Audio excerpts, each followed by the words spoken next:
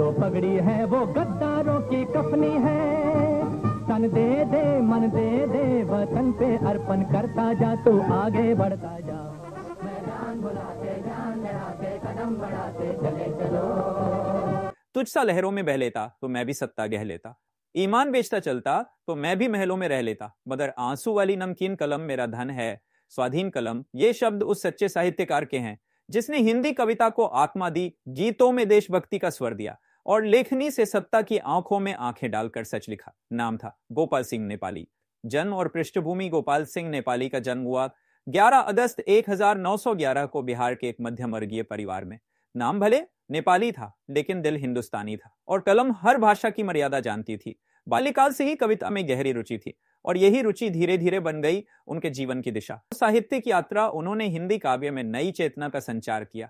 उनकी कविताएं सिर्फ शब्द नहीं थीं, वे आग थीं, वे आंसू थीं, वे क्रांति थीं। देश के स्वतंत्रता संग्राम में जब आवाजें दब रही थीं, तब गोपाल सिंह नेपाली की कलम चिल्ला रही थी, हम लाए हैं तूफान से कश्ती निकाल के। उन्होंने जन जन के दर्द को गीतों में पिरोया और मंचों पर उतारा। हिंदी सिनेमा में योगदान कवि ही नहीं, वे हिंदी सिनेमा के एक संवेदनशील गीतकार भी थे। फिल्मों में उन्होंने 100 से अधिक गाने लिखे जिनमें देशभक्ति, प्रेम, करुणा और सामाजिक सच्चाइयां थी।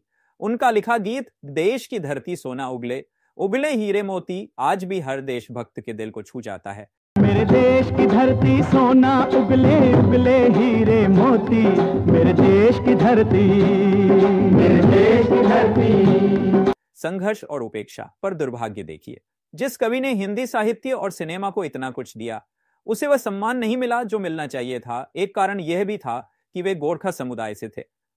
नेपाली नाम सुनते ही सत्ता ने दूरी बना ली। आज भी न भारत रत्न मिला, न कोई राष्ट्रीय स्मारक, लेकिन उनकी कविताएं आज भी जिंदा हैं और जिंदा रहेंगी जब तक भारत का दिल धड़कता रहेगा। विरासत और प्रेरणा गोपाल सिंह नेपाली हमें सिखाते हैं कि सम्मान पैसा नहीं, ईमान से आता है, कि सच्चा लेखक सत्ता से नहीं समाज से जुड़ता है, कि गोरखा होना कोई बाधा नहीं बल्कि एक गरिमा है। उनकी नमकीन कलम आज भी उस स्वाभिमान की गवाही देती है जिसे न खरीदा जा सकता है, न झुकाया जा सकता है।